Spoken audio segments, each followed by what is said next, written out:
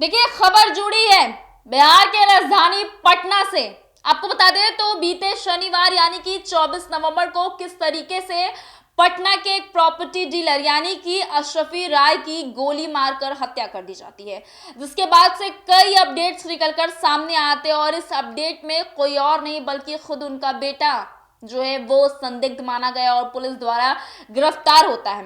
लेकिन कुछ और भी चीजें हैं जो हम आपको रिमाइंड करा दें कि किस तरीके से जब अशरफी राय की हत्या होती है, जब वो जा रहे होते हैं, युवक बाइक पर होते हैं, उनके नजदीक पहुंचते हैं और लगातार 6 गोलियों से जो है फायरिंग करते हैं और उसी मौके पर अशरफी राय की मृत्यु हो जाती है, जिसके बाद तमाम लोग और यूं कहे तो जो भीड़ होती है वो उन दोनों युवक को पकड़ लेती है और लगातार पीट पीट कर उन्हें मौत के घाट उतार देती है, जिसके बाद से पुलिस की छानबीन चलती है, कई बयान सामने आते हैं और कई अपडेट्स भी निकलकर सामने आए हैं।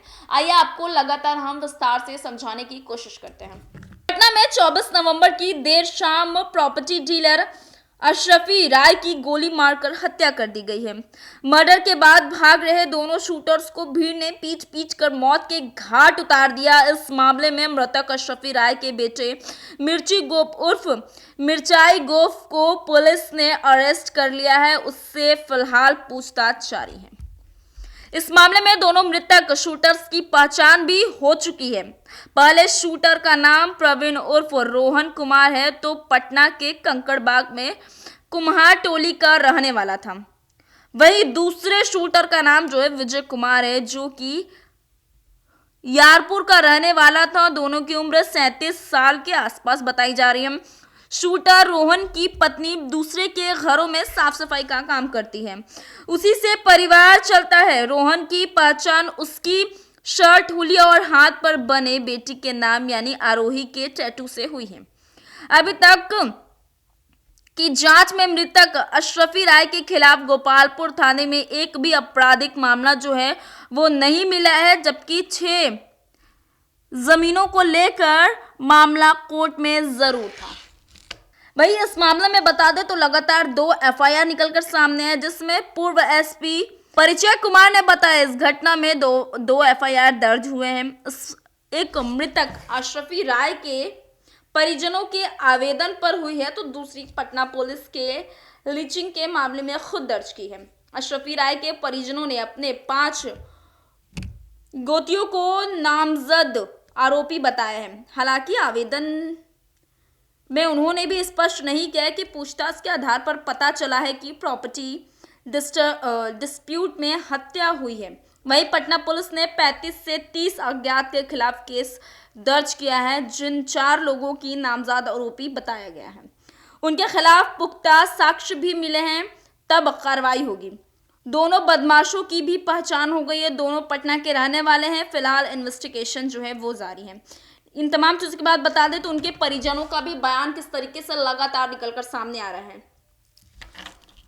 अशरफी की बहू शकुंतला देवी ने बताया, गोतिया यानी पटीदार ने जगनपुरा में लगभग 14 कट्ठा के प्लॉट पर विवाद चल रहा था। इस प्लॉट पर हाईकोर्ट के फैसले के बाद अशरफी राय ने मार्केट बनवा लिया है। इसी जमीन पर काम रोकने के लिए गोतिया सुरेश राय के दोनों बेटे रंजीत टिशु, स्वर्गीय नागेश्वर राय की एक बेटी, दामाद धर्मेंद्र और नाती दोनों ने डीएसपी के पास आवेदन भी किया था। काम नहीं रुका था, इसके बाद अंजाम भुगतने की धमकी भी दी गई थी। इन्हीं लोगों ने मिलकर हत्या कराई है। घटना से आधे घंटे पहले रंजीत राय था। इसके बाद दोनों बदमाश आए और दे दनादन फायरिंग शुरू कर दी। दोनों मुरेठा बांधे थे। दादा अशरफ राय के पास एक दिव्यांग व्यक्ति था, जिसे अपराधियों ने धक्का दे दिया, जिसके बाद वो वापस में गिर गए। लगभग 10 राउंड से अधिक दोनों ने भी फायरिंग की। देखिए, जिस तरीके से अशरफी राय की बहू का जो है, शकुंतला का जो है बयान सामने आया, जिसके बाद साफ साफ ये तमाम चीजें समझ आ सकती है कि जिस तरीके से अशरफी राय की गोली मारकर हत्या कर दी गई और हत्या क्यों हुई है, तो कारण भी समझ में अब आने लगा है। कि अशरफी राय पहले ही बताया गया कि वो एक प्रॉपर्टी डीलर थे और ये जो तमाम घटनाएं हुई है ये प्रॉपर्टी को लेकर हुई है और ज़मीन को लेकर ही तमाम वारदात को दिए गए। उसने बताया कि किस तरीके से जो है पहले ही पटीदारों के बीच यानी कि आपसी संबंधों के बीच जो है लड़ाई झगड़े हो रहे थे और इसके बावजूद भी अशरफी राय ने जो है मार्केट बनवा दिया, जिसके बाद उन्हें धमकियां मिली और धमकियां इस नतीजे तक पहुंची कि आज अशरफी राय जो है नहीं रहे। उनकी किस तरीके से जो है फायरिंग करवाकर हत्या करा दी गई और शकुंतला के बयानों के बाद साफ साफ तंज जो है उनके पूरे परिवार पर कसा जा रहा है, उन धमकीदारों पर कसा जा रहा है जो अशरफी राय को मारने के लिए कहते हुए नजर आ रहे थे। बहरहाल इस खबर में इतना ही, आगे जो कुछ भी होता है आपसे जरूर साझा करेंगे। मैं स्वेच्छा, बने रहे देश में न्यूज के साथ।